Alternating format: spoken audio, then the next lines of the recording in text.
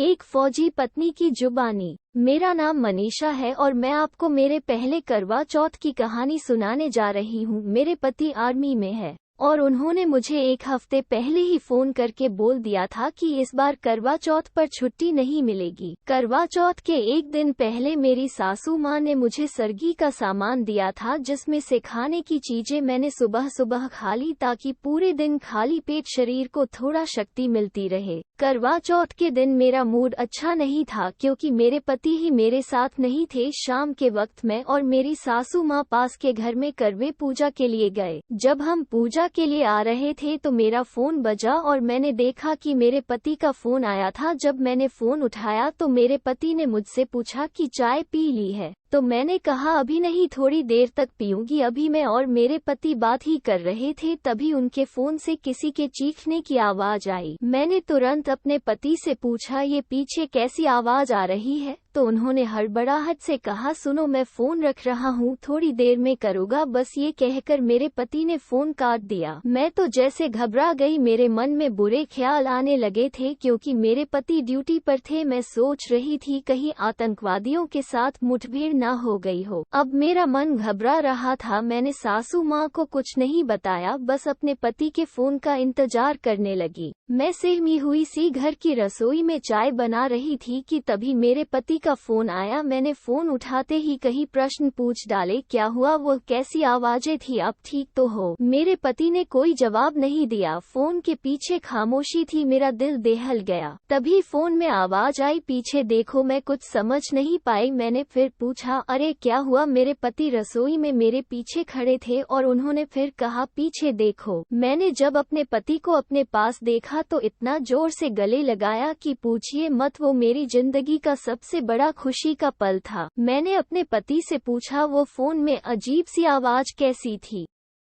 तो उन्होंने बताया कि बस स्टैंड से घर आते हुए किसी चोर ने एक आदमी का पर्स चुरा लिया था और मैंने देखा तो उसे पकड़ने भाग निकला। ये सुनकर मैंने अपने पति को गुस्से में कहा कभी तो ड्यूटी छोड़ दिया करो।